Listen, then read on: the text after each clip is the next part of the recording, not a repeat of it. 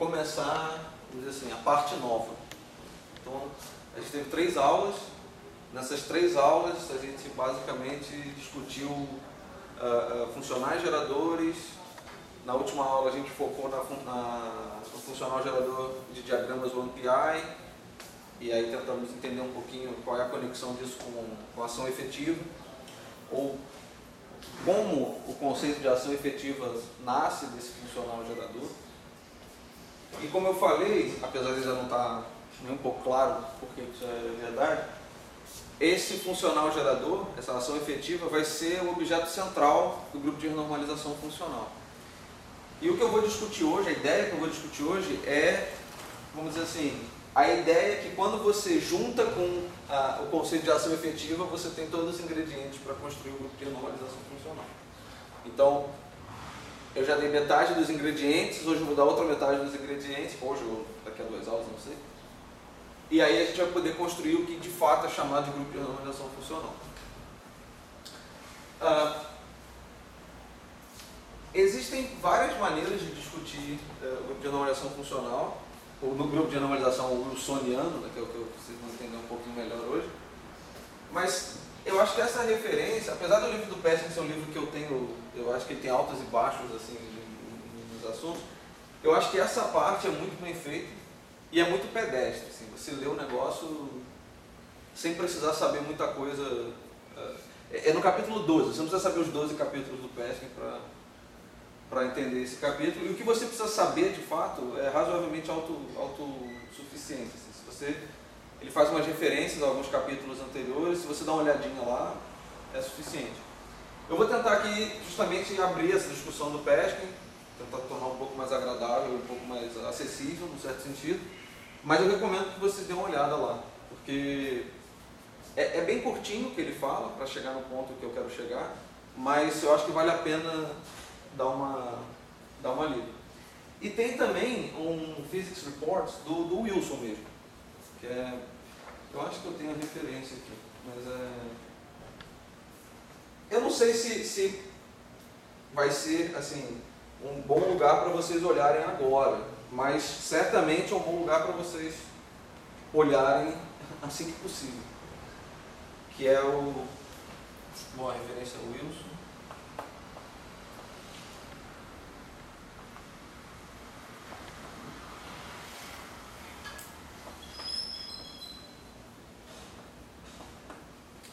É um Physics Report.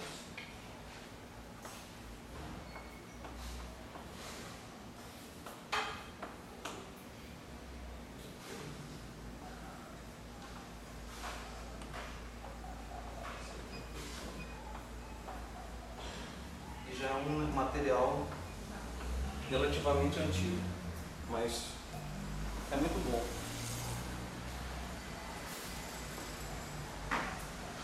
Bom, mas então só para contextualizar o que eu quero discutir hoje, eu não sei, mas de repente a aula de hoje vai ser até um pouco mais curta, não sei, vamos ver. Bom, então só para a gente tentar se situar nessa linha de coisas que a gente está fazendo, a gente começou a estudar a quantização via integral de Feynman, de uma teoria de campo, sempre em espaço euclidiano, para a gente evitar alguns problemas conceituais mais sérios. E usando a quantização via integral de Feynman, nós começamos a discutir um pouquinho as funções de correlação. E logo na primeira aula, eu apontei que se você constrói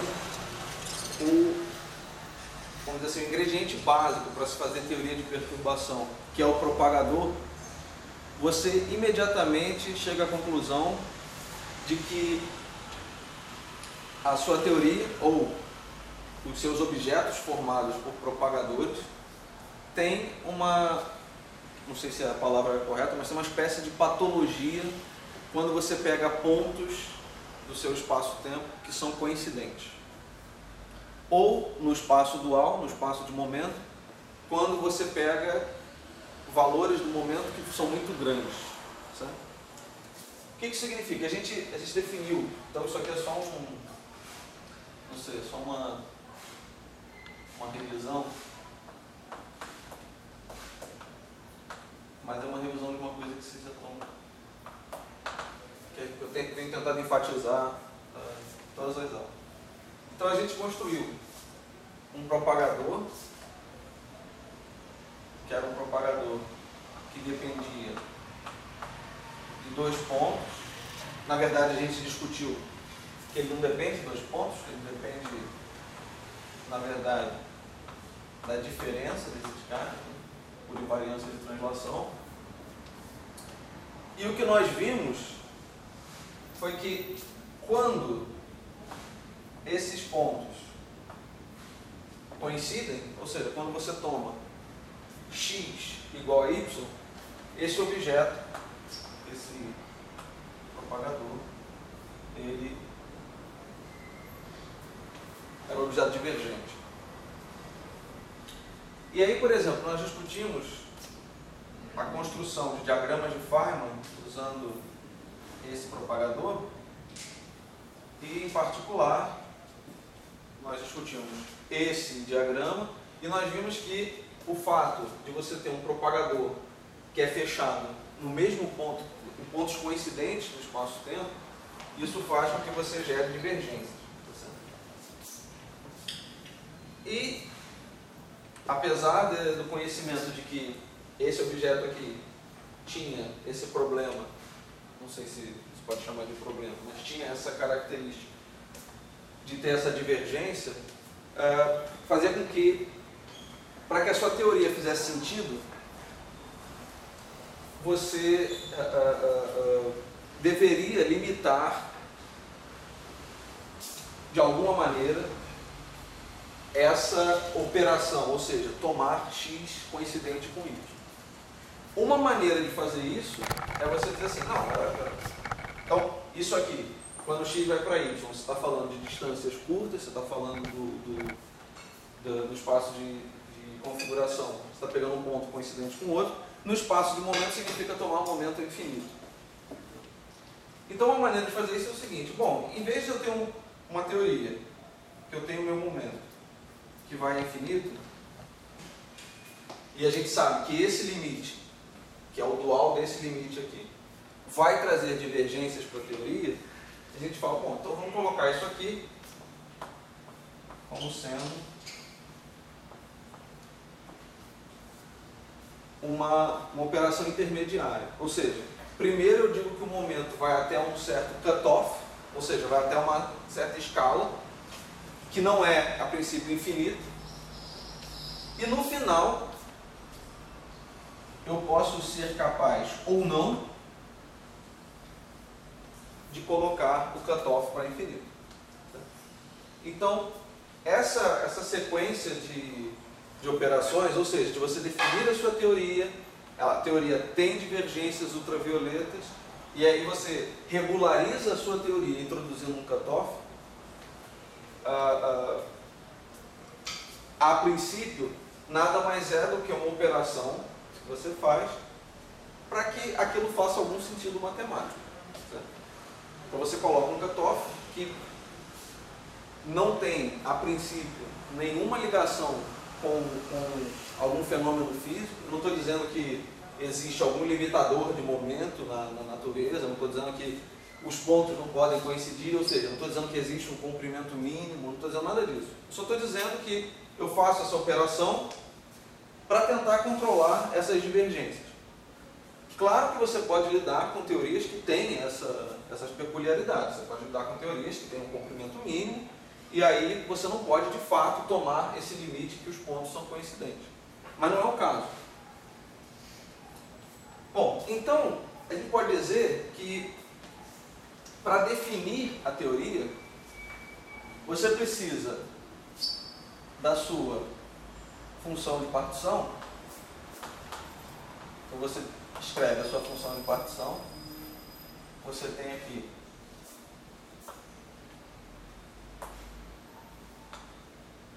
a sua ação e o termo de fonte.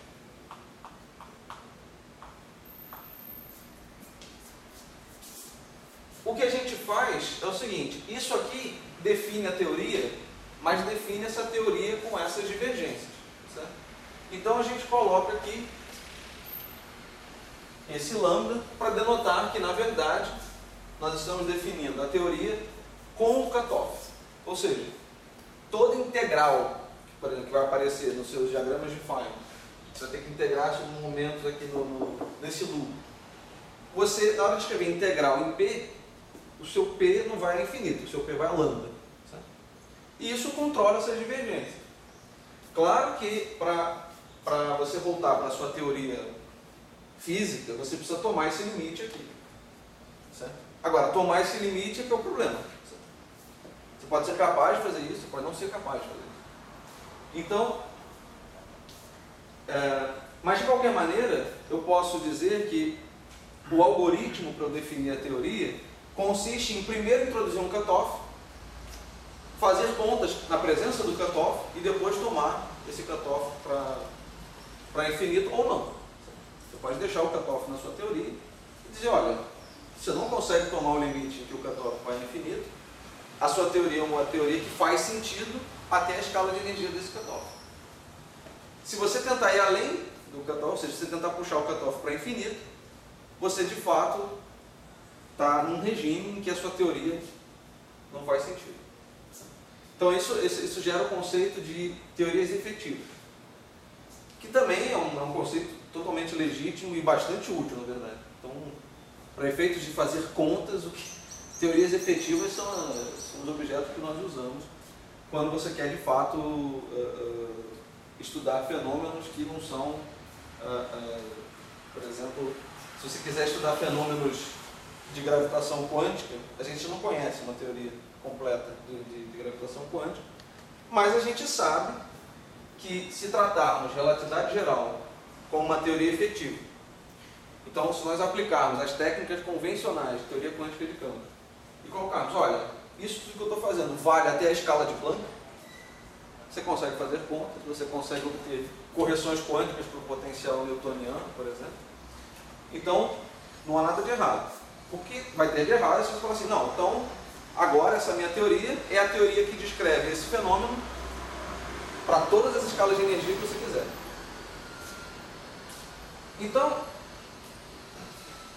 pensando na definição da teoria como sendo uma coisa que faça sentido operacionalmente, ou seja, que faça sentido quando você for calcular integrais, eu vou definir agora a minha função de partição na presença de um cutoff. Tá? Até aí não tem só uma escolha de definição.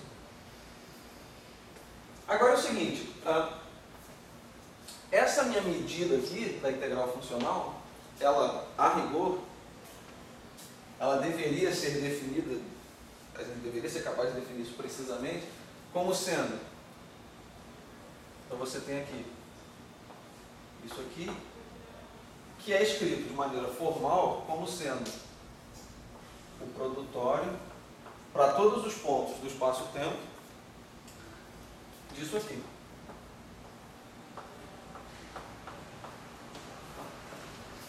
Isso é uma definição formal, ou seja, isso aqui é uma coisa que eu sei escrever, eu sei desenhar isso aqui, mas não sei o que isso significa. Agora, quando eu tenho um cutoff, isso é uma coisa que faz algum sentido. Em particular, eu poderia escrever essa medida de integração não no espaço de configuração, mas no espaço de momento.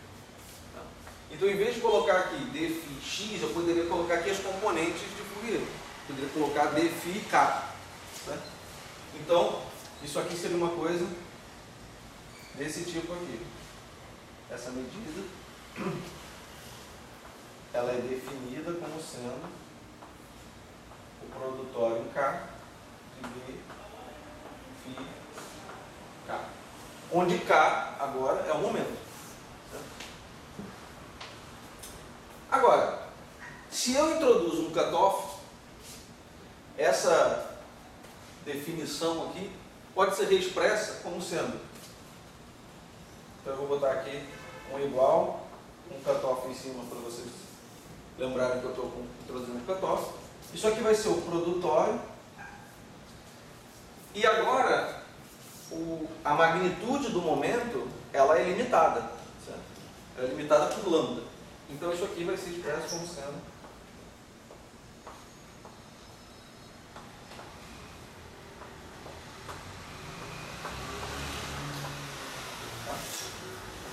Então, a medida da integral funcional, ela agora é um produtório sobre todos os k's, tais que o módulo de k é sempre menor do que lambda. Então, essa é a forma como eu introduzo o cutoff.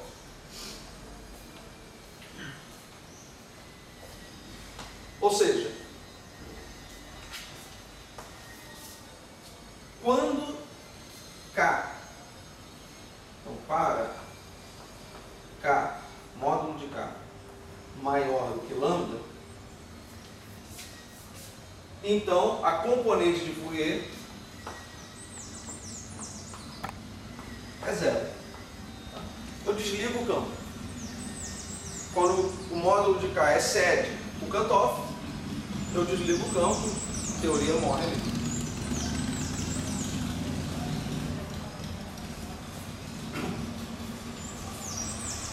Então, você pode pensar o seguinte: considere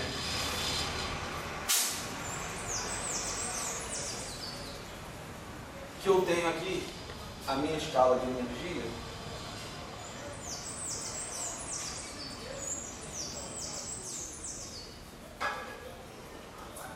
aqui eu tenho K igual a zero,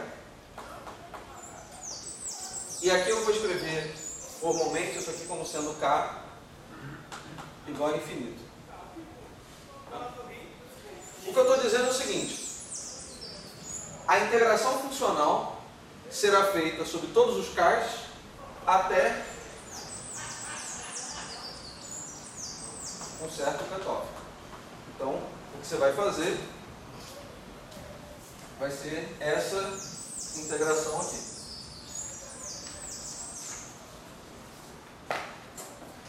A questão é a seguinte: se eu quero tomar o limite e que o cutoff vai a infinito, eu ainda tenho que entender o que acontece com a teoria nesse pedacinho aqui. Tá? Mas eu poderia também perguntar o seguinte: e se eu mexesse esse cutoff? Certo? Ou seja, se eu diminuísse um pouco esse cutoff, ou se eu aumentasse um pouco esse cutoff, o que aconteceria com a teoria?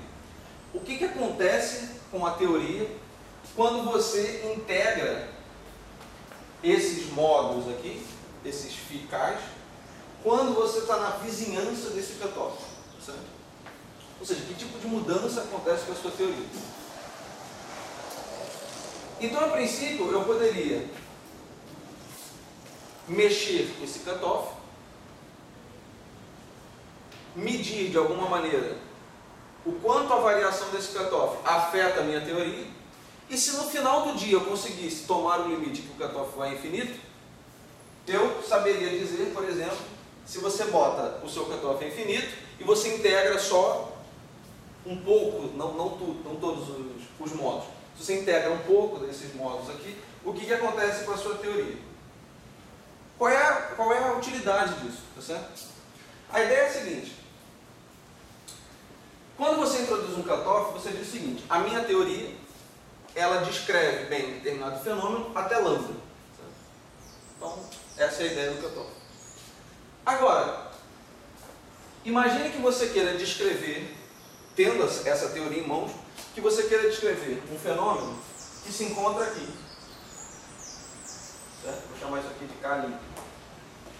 Então você, na verdade, quer usar essa teoria, que vale até K igual a lambda, para descrever um fenômeno que se encontra nessa escala de K limpo. Certo? Bom, você pode pensar o seguinte: pegue a sua teoria, que vai até K igual a lambda, integre todos esses momentos aqui. Então, integre de K igual a lambda até K limpo. No final, você tem uma teoria que é válida até K', tá certo? E que todos os efeitos que vêm de K' até lambda já foram integrados. Então, de alguma maneira, você está pegando uma teoria que é mais fundamental, num certo sentido, porque ela vale até uma escala de energia maior, você vai integrando essa teoria até K'. Essa integração vai gerar uma série de efeitos na sua integral funcional, de modo que, no final da história, você vai ter uma teoria que vale até K', tá certo? Onde os efeitos de K' até lambda já foram integrados, já foram levados em conta. Então, o que eu quero chegar com isso? Então, escreva a sua integral funcional como sendo esse cara aqui. Vou botar aqui o K, para lembrar que eu estou no espaço de momento. E agora, o que você pode fazer? Você pode separar esse produtório aqui numa parte em que vai até uma certa escala intermediária, tá certo? Está entre 0 e lambda, e depois um setor que vai dessa escala intermediária até lambda. Então, estou só escrevendo. Você quer integrar de K igual a 0 até K igual a lambda, você integra até K' e depois você integra até lambda. Então, vou fazer só esse passo intermediário. Isso aqui vai ser uma integração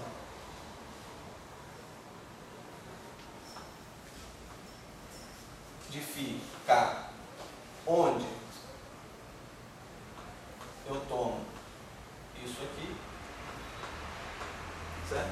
Faço uma primeira integração e depois continuo a integração que vai de K' até lambda. Então vejam só, fazer a integração em 2 pedaços é a mesma coisa que fazer a integração completa. Não modifiquei absolutamente nada. Tá? Agora, o que eu posso... qual é a utilidade de fazer isso? A utilidade é a seguinte. Pegue essa integração aqui, certo? Ou seja, uma integração que vai do seu cutoff até uma escala intermediária. Quando você faz essa integração, então você tem K'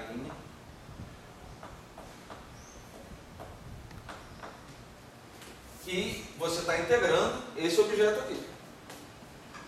Eu vou desligar a fonte, tá? Porque não é importante para a discussão agora.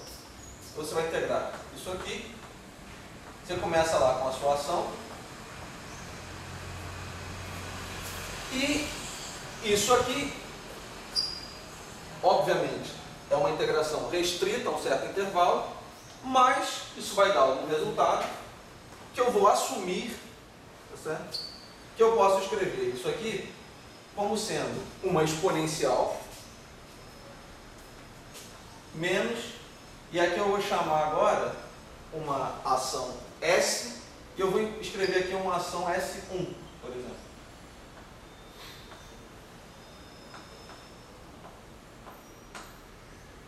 Tá? O que essa ação S1 está fazendo? Essa ação S1, ela é produzida por pegar a sua ação inicial, integrar os seus modos entre K' e lambda. Certo? Quando você faz essa integração, você obtém esse objeto.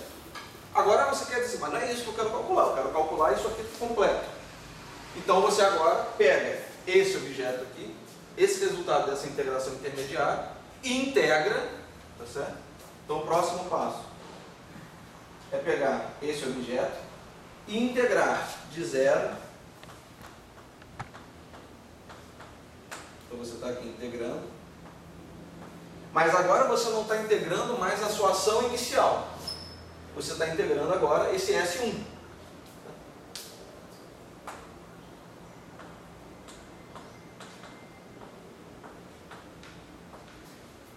Tá? Quando você faz essa integração dessa ação modificada S1, essa ação, lembre-se, isso aqui não precisa ter absolutamente nada a ver com S. Eu estou fazendo uma integração, não sei que resultado é isso. A princípio não tem nada a ver uma coisa com a outra. Agora, quando você olha para essa integral aqui, se ninguém tivesse falado a você que você partiu da ação S fez essa integração intermediária e obteve isso, você poderia olhar para essa integral aqui e dizer o seguinte: tomei uma ação S1, tá certo? Para uma teoria que é válida de 0 até K' e estou calculando a integral funcional. Não há nenhum... Está simplesmente pegando uma ação, calculando a integral funcional de 0 até um certo cutoff K', que você não precisa saber que veio dessa ação S a partir dessa integração aqui. Tá?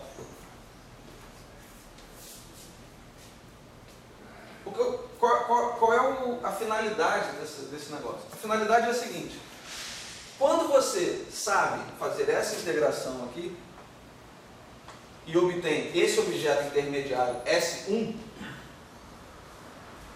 no fundo você consegue descobrir qual é o efeito desses modos que se encontram a alto momento ou que se encontram próximo ao seu cutoff.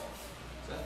Então você consegue descobrir qual é o efeito físico dessas configurações que estão aqui, ou seja, que tem momento próximo ao do cutoff, e ao integrar esses caras você consegue quantificar qual é o efeito dessas configurações para a sua teoria.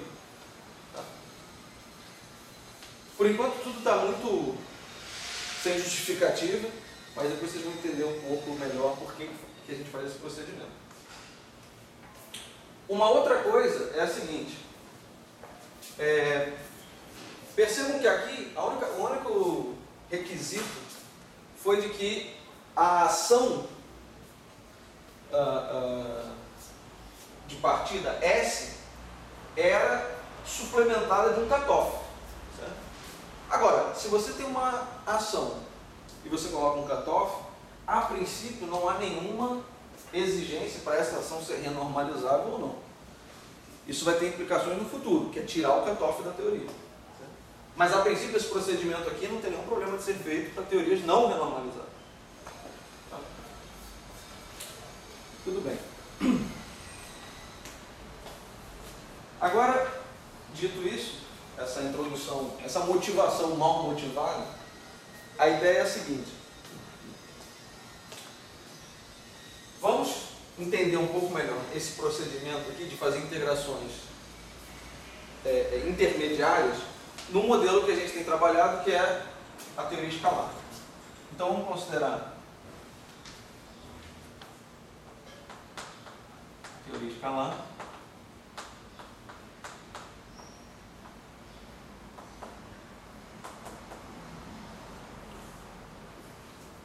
Então a nossa ação é a ação que a gente está acostumado, e eu vou colocar então a função de partição, eu vou colocar o cutoff. Então isso aqui nada mais é representado do que por esse produtório aqui, onde o momento é limitado pelo cutoff. Isso aqui é dado pela exponencial de menos. Aqui eu vou colocar em D dimensões, tá? Eu não vou colocar em 4 dimensões. Poderia colocar 4 dimensões. A gente sabe que essa teoria é renormalizável em 4 dimensões. Mas a princípio, como esse procedimento não exige absolutamente nada sobre as condições de renormalizabilidade da teoria, eu vou deixar D geral. Certo? Isso aqui vai ser meio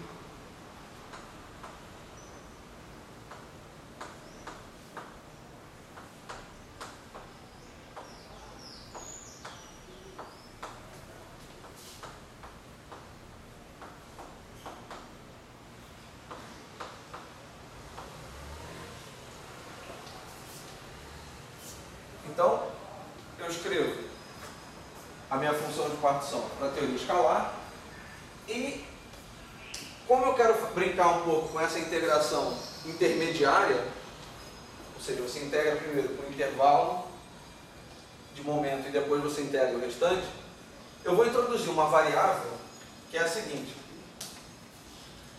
Bom, primeiro eu vou introduzir um conceito que é importante também na construção do grupo de normalização funcional, que é um conceito chamado de casca de momento. Certo? Então a casca de momento nada mais é... Isso aqui é uma casca de momento. Certo? Você está integrando de um momento lambda até o momento carina. Só que eu poderia fazer essa integração considerando intervalos menores. Certo? Então eu poderia integrar de lambda até um valor aqui. Então, esse conceito é o seguinte. Imagine que você tem aqui, então, o módulo, já que você introduziu o cutoff, o módulo do seu momento é restrito ao raio dessa esfera, que é dado por lambda. Certo? Então, o módulo do momento pode ser no máximo o raio dessa esfera aqui, que é lambda. E eu introduzo aqui um outro objeto que tem um raio menor, evidentemente, que eu vou escrever como sendo um parâmetro menor do que um B vezes lambda. Certo?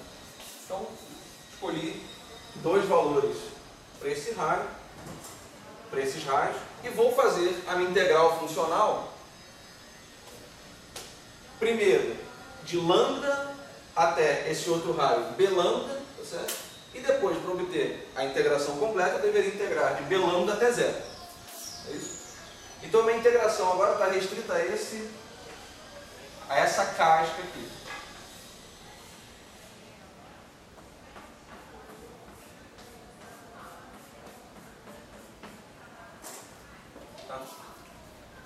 É conveniente introduzir uma variável que é a seguinte.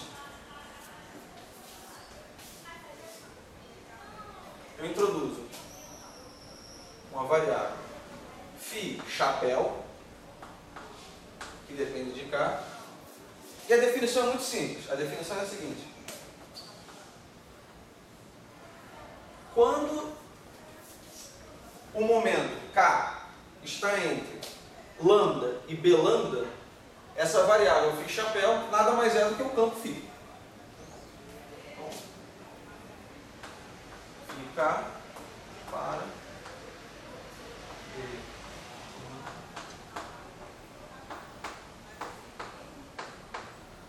Tá?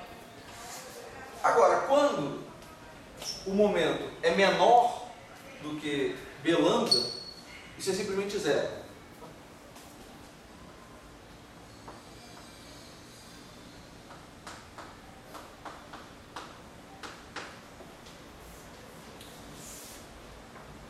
Bom, quando eu introduzo essa variável aqui, eu poderia reescrever agora uma segunda variável, né? Que só para não ficar introduzindo um bando de notação diferente, eu posso simplesmente chamar de φ. Tá? O φ nada mais é do que o campo φ até o momento igual a B lambda. Quando o momento for maior do que B lambda, esse negócio é zero. De maneira que φ e φ chapéu são objetos que não têm uma interseção. Então, quando você está tratando a teoria até essa escala, B lambda, a sua variável é a variável φ, e quando você está entre B lambda e lambda, a variável que você usa é φ chapéu. Tá? Isso é. Então, φ é definido como sendo φ para K menor do que B lambda e zero para K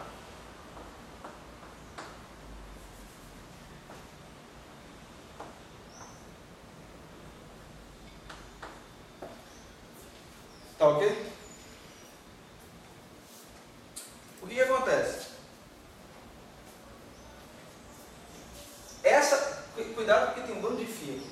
Então, esse aqui, as variáveis que nos interessam são essas duas aqui agora. esse é o seu campo quando você está nessa região de momento, e esse é o seu campo quando você está nessa região de momento. Certo? Se você olhar agora para a teoria original, você tinha φ. Φ era o campo para todos os momentos, é isso? Então essa variável aqui, ela pode ser expressa como sendo a soma dessas duas. Certo? Porque, como eu falei, à medida que você escolhe um valor de k, quando esse cara não é zero, esse cara é zero, e vice-versa. Então a soma deles dois corresponde a esse campo completo aqui. Ok? Então eu posso reescrever a ação agora em termos dessas duas variáveis. Certo?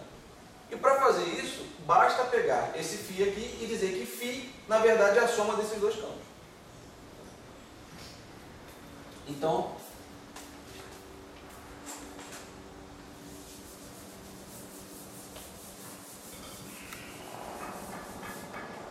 a ação, ela agora vai ser expressa como sendo integral em d dx meio, e aqui entra d mi φ chapéu mais d mi φ ao quadrado. Certo? Eu peguei o primeiro termo, troquei o φ completo por essa soma aqui, que está definida ali embaixo, o que significa cada campo. Faço a mesma coisa para os termos seguintes. Meio m quadrado φ chapéu mais φ ao quadrado. E finalmente, lambda sobre 4 fatorial φ chapéu.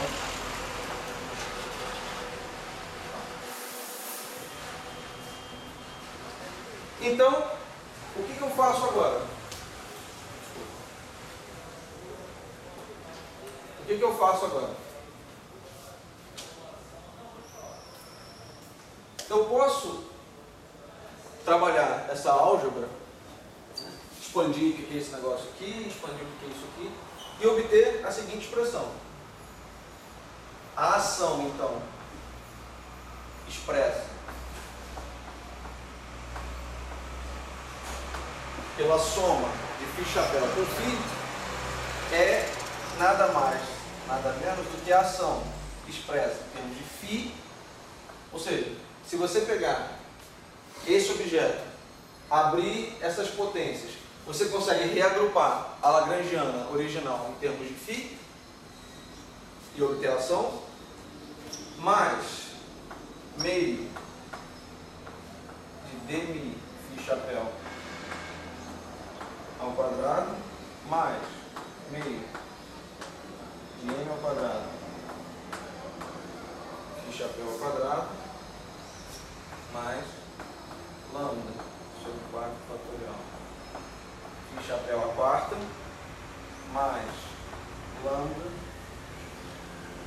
1 sexto integral. Você tem razão. Vou colocar aqui tem um mais integração dx mais 6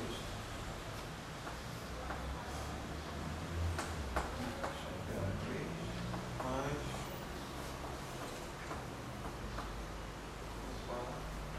φ ao quadrado e chapéu ao quadrado. Então, mais integral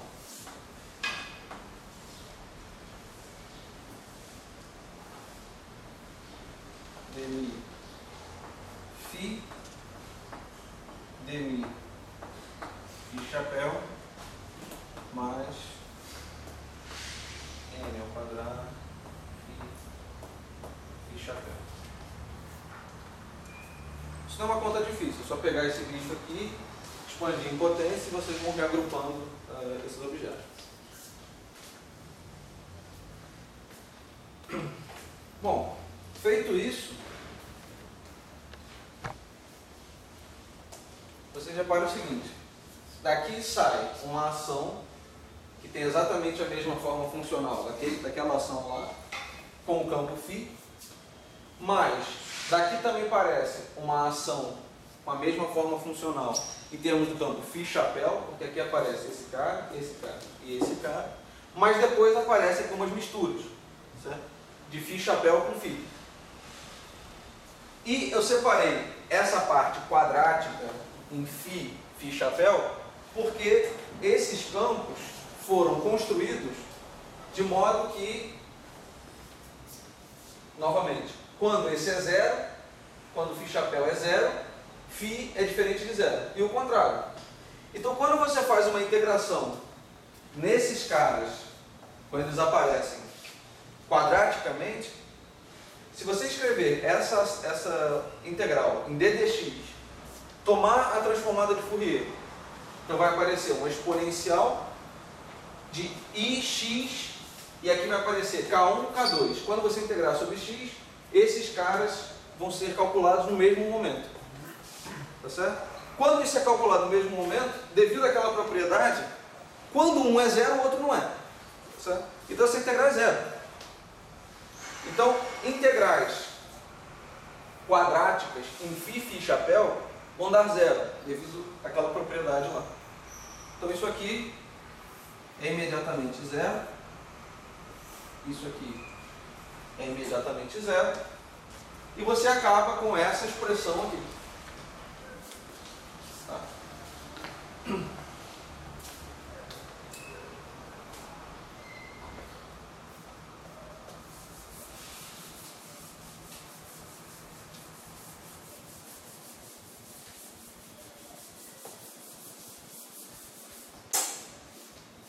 Você acaba com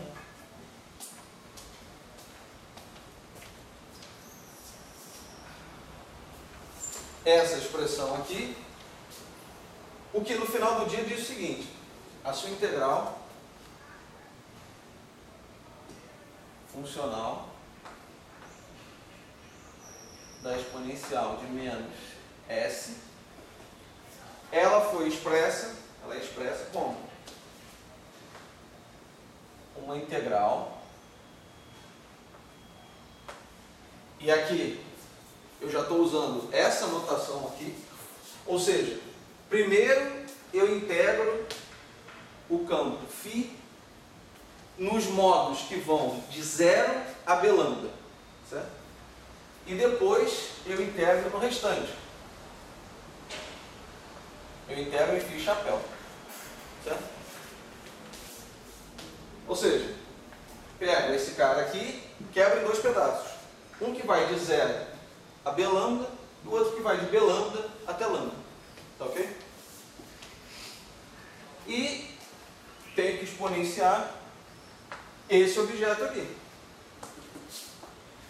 Estou reescrevendo a minha ação em termos dos campos φ e φ chapéu.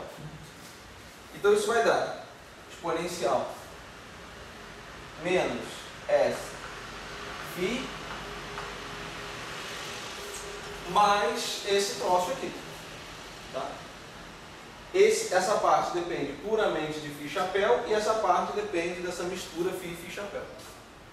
Então, eu vou escrever isso aqui como sendo menos, e aqui eu vou escrever simplesmente um f de φ e φ chapéu, que na verdade está englobando todo esse negócio aqui. Tá? Então, vejam, essa exponencial de menos s de φ, ela passa por essa integração em φ chapéu. Então eu posso reescrever isso aqui como sendo uma integração em φ, lembrando sempre o significado dessa integração. Isso é uma integral que, quando você escreve essa medida de integração como sendo um produtório de dφ, ou seja, desses modos dφ calculados em k, esse produtório vai de k igual a zero até k igual a b lambda. E aqui é a mesma coisa, e o produtório vai de k igual a b lambda até lambda. Então, essa exponencial passa para cá,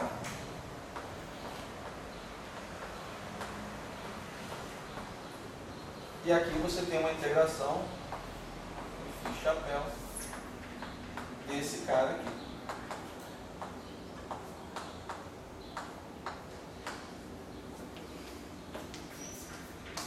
Tá? Bom, então você tem agora, você pode fazer essa integração aqui em φ chapéu, que corresponde a você fazer uma integração sobre um certo intervalo, um certo momento. Isso vai te dar algum resultado que depende de φ. φ chapéu está sendo integrado. Então o resultado disso aqui é uma coisa que depende de φ, unicamente. Tá? Então você tem isso aqui, o resultado dessa integração. Suponhamos, inicialmente, que o resultado dessa integração pode ser escrito como sendo uma exponencial menos, vou chamar aqui de h de φ. Tá? O campo φ chapéu foi integrado, então só sobra o φ. Então, no final da história, eu tenho aqui uma integral em dφ da exponencial de menos s de φ menos h. Tá? Então agora eu tenho uma integral em que o meu intervalo de momento vai de 0 até b lambda e eu não mais integro sobre s, eu integro sobre s mais h. Tá? Então isso aqui, esse objeto aqui, s de φ mais h de φ, se você chamar esse cara aqui, por exemplo, de uma nova ação, S1,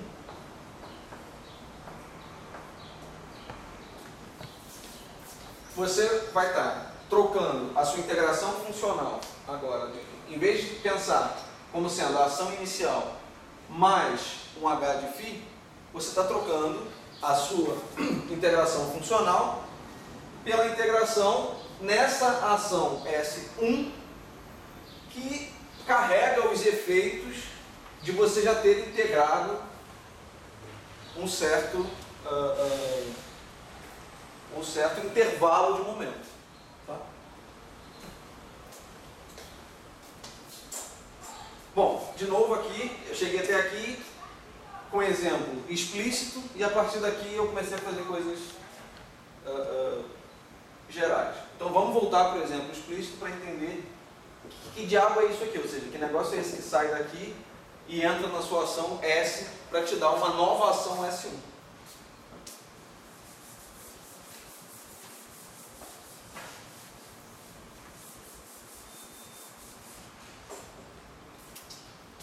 Bom,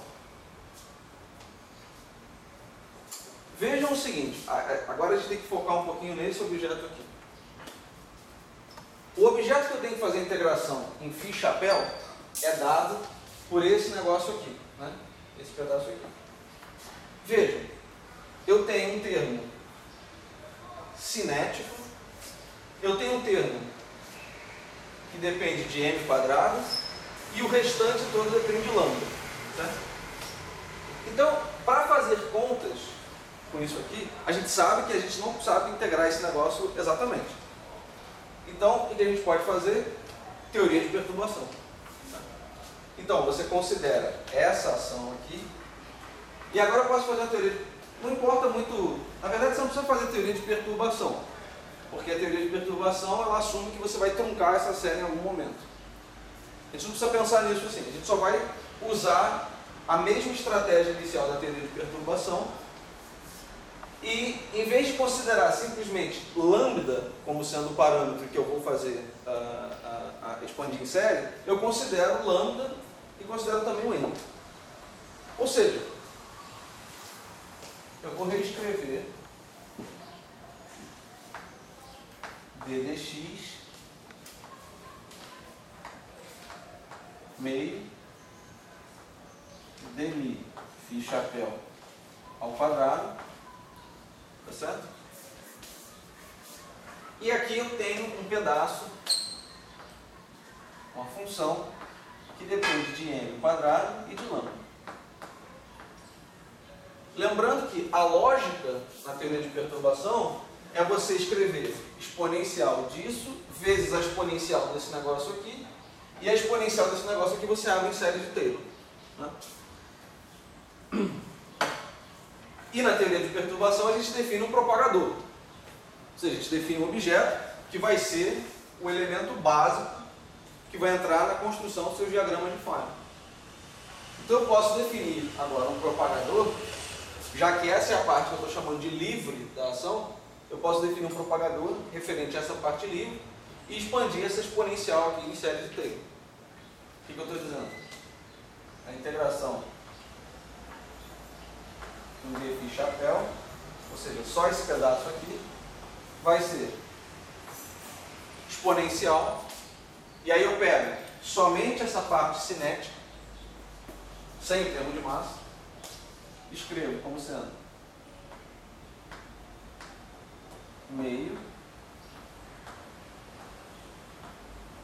dmi chapéu ao quadrado, e tenho ainda agora a exponencial do restante aqui. Né? Então eu peguei esse cara e agora eu tenho que escrever esse pedaço todo aqui.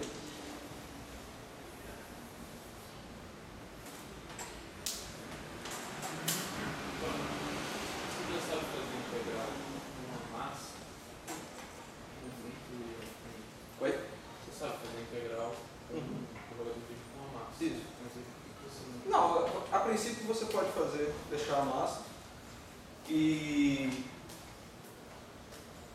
calcular essa integral aqui, considerando o propagador com a massa. A questão toda é que isso tem um propósito futuro, por isso que é uma coisa meio... Mas você tem razão, se é quadrático a gente sabe integrar. E, finalmente, eu tenho que levar em conta agora esse pedaço aqui. O pedaço depende da massa e o pedaço depende de lambda. Então isso aqui vai ser uma integral, uma exponencial em menos dvx, aí aparece meio m quadrado φ chapéu ao quadrado mais lambda sobre 4 fatorial φ chapéu a quarta, mais, e aqui eu vou botar um lambda e aquele pedaço ali. A teoria de perturbação é o seguinte: pega essa exponencial e expande em série de Taylor. Então vocês vão pegar isso aqui.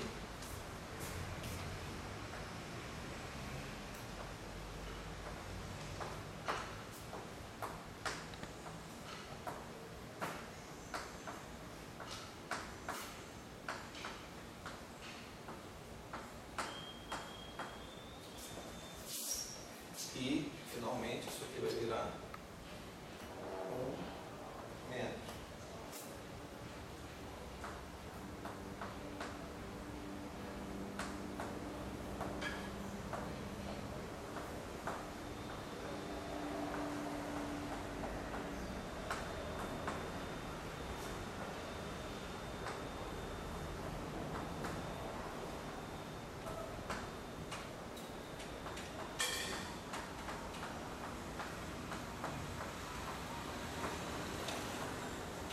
Mais.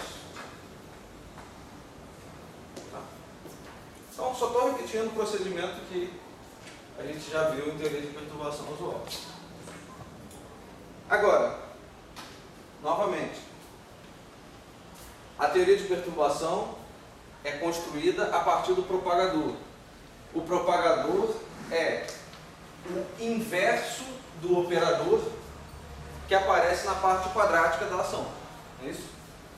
Então eu vou pegar essa parte quadrática, então eu escrevo integral d dx meio dmi chapéu dmi chapéu. Tá?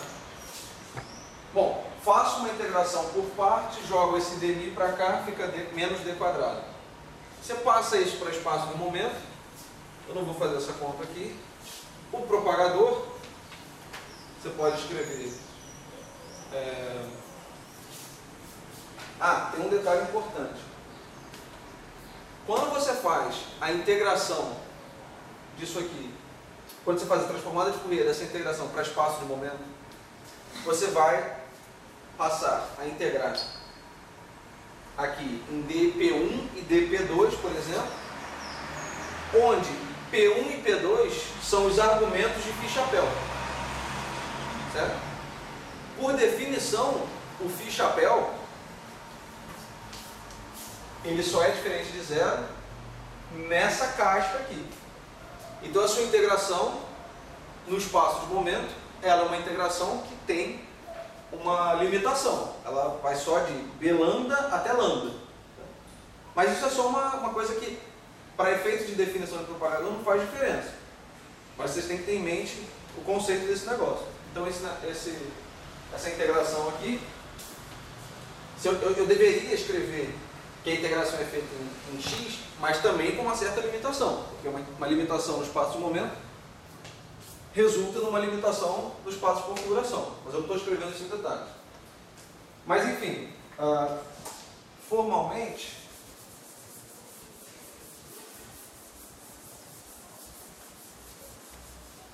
a sua integração, esse objeto aqui, ele pode ser expresso em espaço de momento como sendo uma coisa desse tipo aqui, um dvk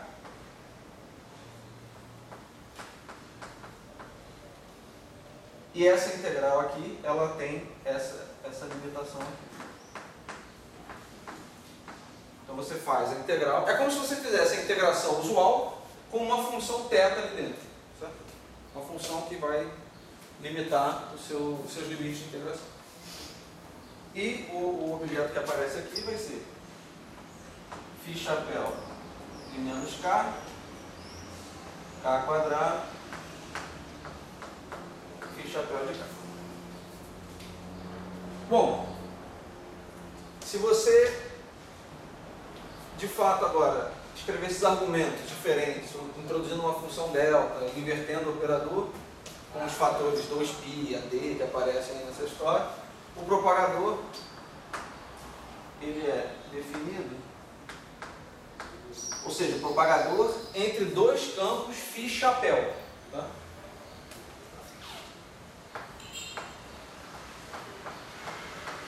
Ele é definido, os fatores corretos são esses. 1 sobre k quadrado, que é o propagador que a gente está acostumado, 1 sobre k quadrado, e os fatores são 2π d, a função delta, que indica a conservação, e nesse objeto aqui eu tenho que multiplicar uma função θ de k, onde essa função θ nada mais é do que 1 se o seu momento k pertence à sua caixa de momento e 0, bom, se ele não pertence à caixa de momento. Se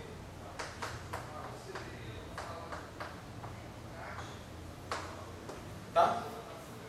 Então o propagador é o propagador usual vezes essa função aqui, para a gente não esquecer o significado desse campo Phi-Chapel. Ele é definido numa certa casca de momento, ele não é definido para todos os valores de momento. Bom, agora que nós temos o propagador e agora que nós temos essa expansão aqui da teoria de perturbação, eu posso escolher um certo termo que aparece aqui e calcular a integração em Phi-Chapel. Ou seja, no fundo o que eu quero fazer é calcular essa integral. A gente sabe que calcular esse negócio exatamente está fora de cogitação. Então a gente pode pelo menos pegar alguns poucos termos, calcular a integral para esses termos e ver o que ele produz. Ou seja, como o resultado dessa integração aqui pode ser exponenciado e afetar a minha ação inicial.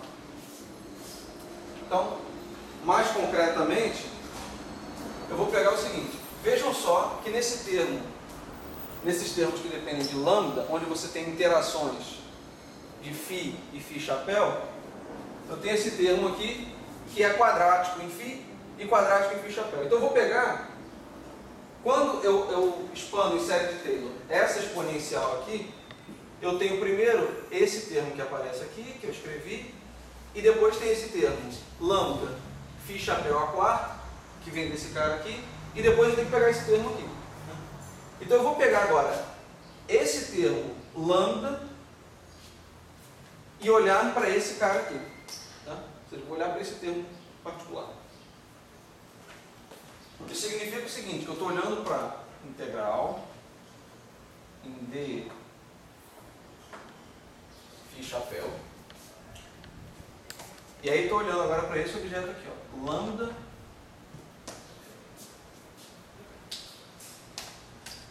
integral de dx1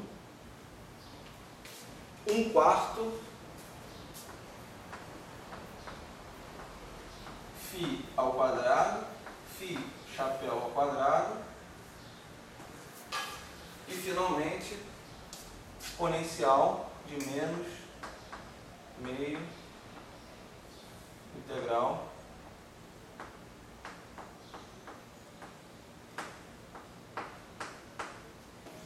Então, estou olhando para um termo particular dessa expansão aqui. Bom, isso aqui, usando a notação de funções de correlação, isso aqui nada mais é do que a função de correlação. Você está inserindo esse cara aqui, não é isso?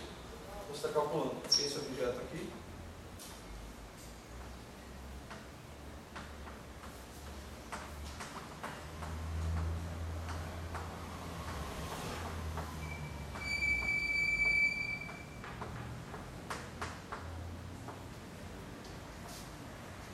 Onde esse valor esperado, essa função de correlação, é calculada com a ação livre.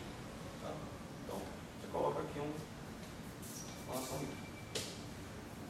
Agora, bom, eu tenho agora uma conta usual. Né? Eu tenho que calcular esse objeto, lembrando que eu só estou integrando sobre os campos φ chapéu. Portanto, esses campos φ são tratados para esse objeto aqui, para essa integração, esses campos φ, eles são como campos externos, tá certo? Eles não são variáveis de integração. Então, isso aqui, bom, posso escrever lambda sobre 4, integral em d dx1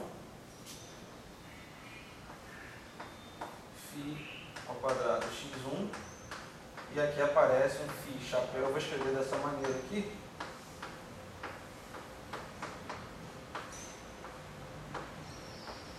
Tá? Esses caras aqui são os caras que eu estou integrando sobre, tá certo? A integral funcional é feita em φ chapéu. Então, se eu aplicar, por exemplo, o teorema de Wick para calcular essa função de correlação, eu posso fazer esta contração aqui, certo? Eu tenho 2φ chapéu, eu posso simplesmente contrair esses caras,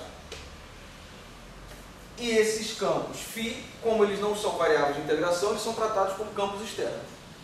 Tá? Não poderia simplesmente tirar o campo φ da integral funcional? Sim.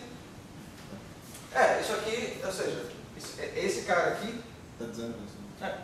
O que eu quero dizer é que no final da história, quando você tem aqui 4 campos. Mas você só está integrando, fazendo a integral funcional sobre 2. Por isso que eu só posso fazer essa contração. Você tem razão. Isso aqui é como se fosse uma fonte. Certo? Um cara que você, ele não está sendo integrado. Bom, então agora a gente sabe o objeto que a gente tem que calcular. A gente já tem a forma do propagador. Então é simplesmente fazer esse cálculo. Agora, é conveniente expressar isso no espaço do momento. Porque o nosso propagador está escrito em espaço-momento, o nosso cutoff é escrito em espaço-momento, então façamos tudo em espaço-momento. Então, por exemplo,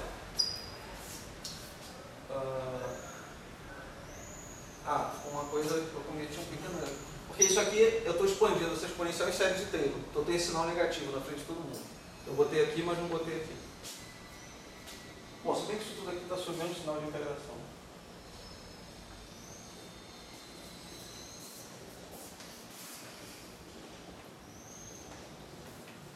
Bom, então, eu quero calcular esse objeto, mas é conveniente escrever isso em espaço de momento, e eu vou fazer isso aqui. Essa integral d x1 φ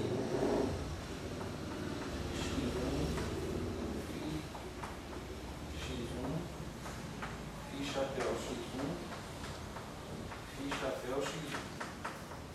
Isso aqui em espaço de momento vai ser integral em d dx. Para cada campo φ e campo φ chapéu, eu tenho que introduzir uma integral no momento. Então isso vai ser uma integração no momento de d k1 d k2 d k3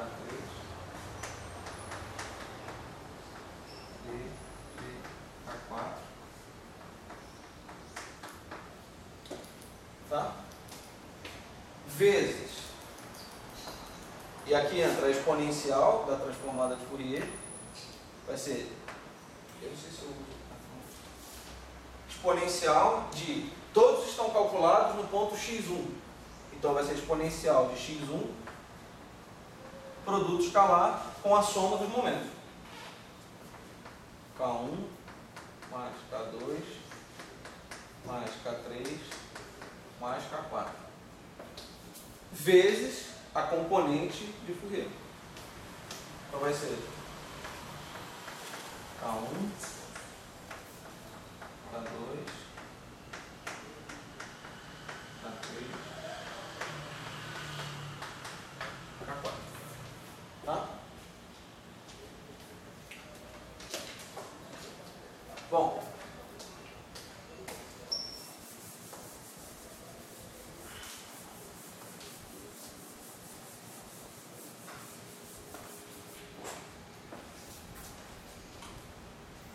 a integral em x dessa exponencial aqui produz um 2π elevado a d vezes uma delta dessa soma aqui.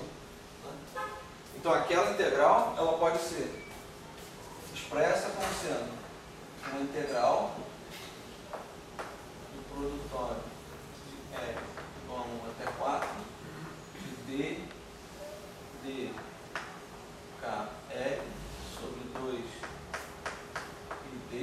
Bom, isso aqui é integral dessa medida aqui vezes 2π elevado a d função delta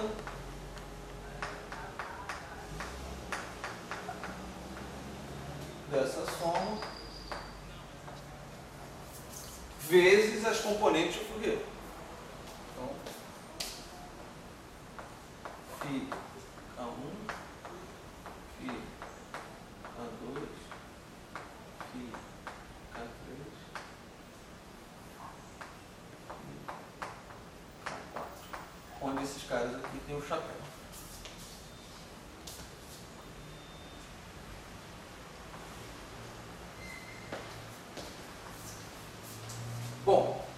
eu só escrevi essa integral, mas eu tenho que lembrar ainda que eu estou contraindo esses dois campos, fazendo uma contração de Wick. Então, esses caras aqui, eles estão sendo contraídos também. Então agora eu expresso a contração desses caras. Isso aqui vai ser integral. Repito isso aqui.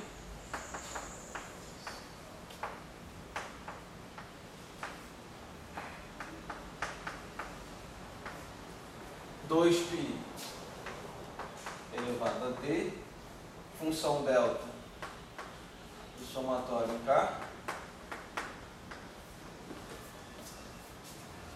φ de K1, φ de K2, vezes, agora sim, estou contraindo esses dois caras, então eu tenho que colocar o propagador, não é isso? Essa é a contração de Wick. Está aqui. É esse objeto aqui. Então, vezes 1 sobre K3 ao quadrado, vezes 2π elevado a d,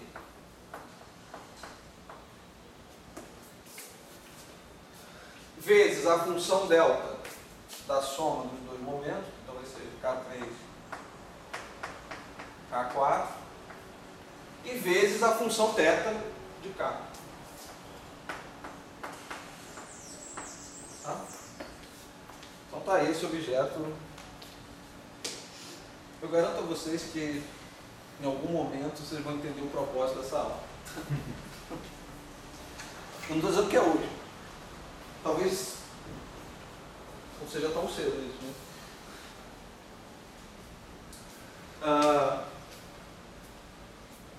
Bom, o que eu tenho que fazer agora é...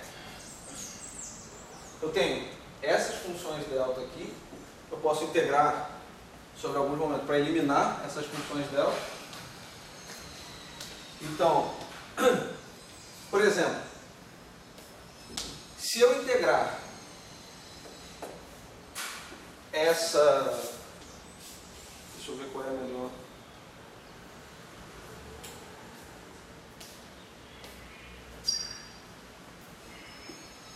Se eu integrar sobre K4, tá certo? Quando eu integro sobre K4, K4 vira menos K3, né? Por causa dessa função delta aqui. Quando eu faço essa integração, aqui aparece K1 mais K2 mais K3 mais K4. K4 vai bater K4 vira menos K3. Tem isso aqui que era K1 mais K2 mais K3 mais K4. Como K4 virou menos K3, fica só K1 mais K2. Certo? Então, fazendo essa integral sobre K4, o que eu tenho vai ser integral em d de K1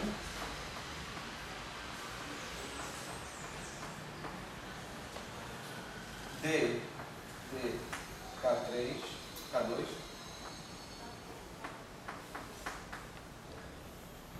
d de K3. Bom, a integração sobre K4 mata essa função delta e eu vou pegar esse 2π e cortar com 2πd que aparece com a integração sobre K4. Então ainda sobra esse fator 2πd. Essa função delta aqui, ao fazer a integração sobre K4, ela se reduz a delta de K1 mais K2, tá? Vezes φ K1, φ K2, vezes 1 sobre K3 ao quadrado, θ de K3. Então, fiz a integração sobre K4.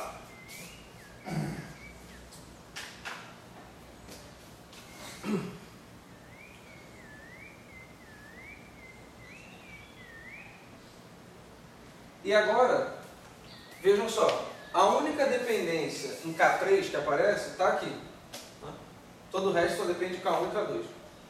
Então essa integração aqui, ela pode ser expressa como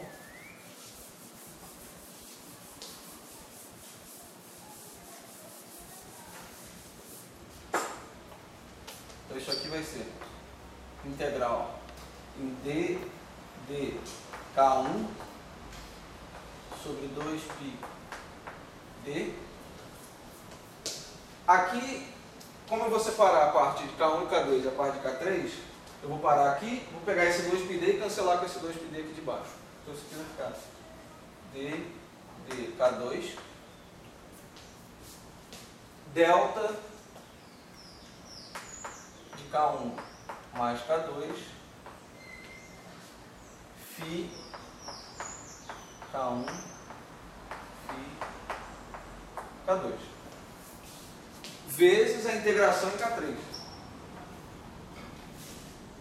vezes d de K3 sobre 2πd 1 sobre K3 ao quadrado θ de K3. Tá? Essa integral aqui em K1 e K2, eu posso integrar sobre K2, K2 vira menos K1, eu acabo com uma integral em K1 de φ K1, φ menos K1. Certo? Então essa integral aqui de cima é simples de fazer. Agora tem esse pedaço aqui. Então, essa integral, lembrando que tem a função θ, a função θ diz o seguinte: restrinja o valor da magnitude do seu momento a casca de momento, ou seja, de Bλ até λ. Então, essa integração aqui, ela é feita de Bλ até λ. Integre isso aqui. Agora essa função aqui. Tá? Bom, a função que está sendo integrada, ela depende só do quadrado do módulo do momento. Então é conveniente usar aqui variáveis como se chama? Polares. Tá certo? Então isso aqui eu posso escrever como sendo a integral do ângulo sólido em d dimensões, tá? Vezes a integral em dk3. Agora, eu tenho que colocar os limites apropriados, os limites de integração, que são Bλ e λ. E, como vocês sabem, quando eu escrevo nessas variáveis, eu tenho um jacobiano, que vai ser simplesmente K3, a dimensão menos 1. É isso? Então vai ser D menos 1 sobre K3 ao quadrado. Então eu só expressei a integral em variáveis polares e coloquei os limites de integração de acordo com a presença da função θ. Bom, essa integral aqui, ela tem uma expressão conhecida que é 2π d sobre 2 função gama de d sobre 2. Como eu estou deixando d genérico, d pode ser par ou ímpar. E aí, para unificar isso, a gente vai introduzir a função gama. Então,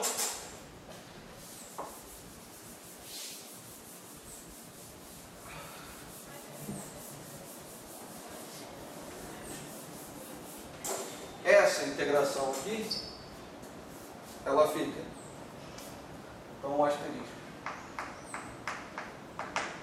Fica. Esse fator que vem da integração angular, 2π d sobre 2 sobre gama d sobre 2, vezes essa integral aqui. Tá? Agora, essa integral aqui, isso fica d menos 1 menos 2, certo? Então fica d menos 3. Quando eu integro isso, fica k3 elevado a d menos 2. Certo? Então, isso aqui vai ser k3 elevado a d menos 2 sobre d menos 2 calculado entre b lambda e lambda. Tá ok? Finalmente, isso aqui vai ser 2π d sobre 2. E aqui vai entrar lambda d menos 2 menos b elevado a d menos 2 lambda d menos 2. Isso aqui dividido por d menos 2. Tá. Finalmente, vou escrever isso aqui botando lambda em evidência.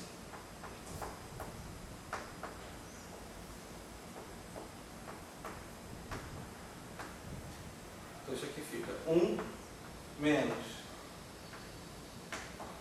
b menos 2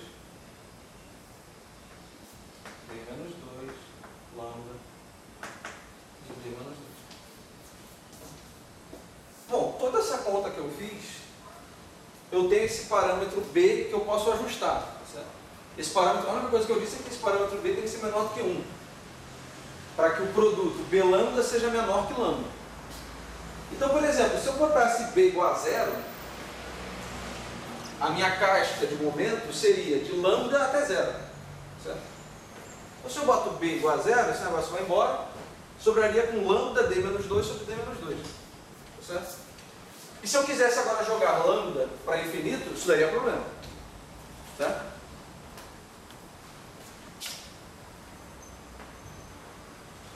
Bom, então, isso aqui foi só o cálculo dessa integral.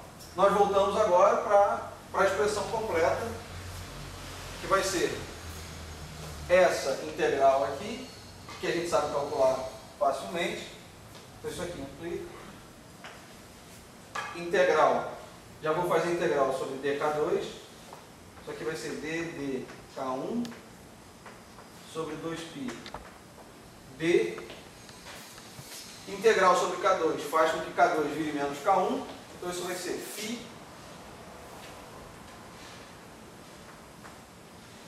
K1 φ menos K1, tá certo? E finalmente eu tenho que multiplicar esse objeto aqui por esse resultado aqui, tá certo?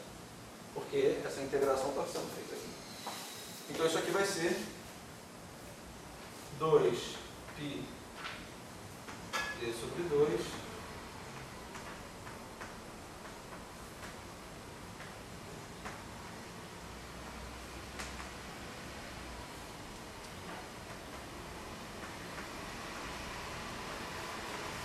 tá ok?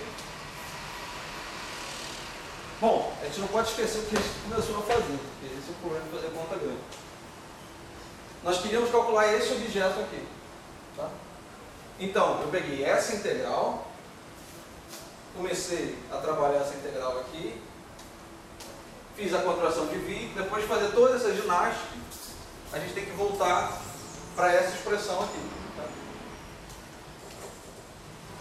Eu não sei se é bom apagar isso.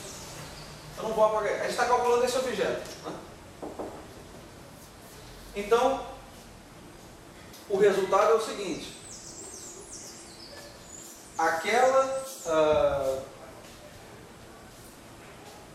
Aquela função de correlação, ela me dá o seguinte.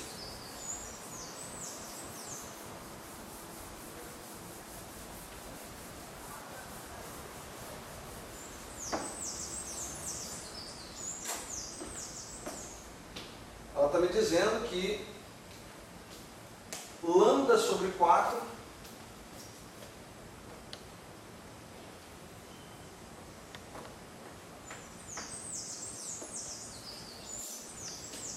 vezes a integral, e agora eu vou escrever dessa maneira aqui, a integral d de k1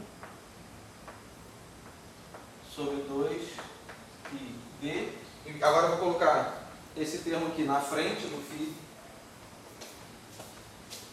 Isso aqui vai ser, eu vou simplesmente escrever isso aqui, que eu já vou escrever embaixo de novo o que é, vezes φ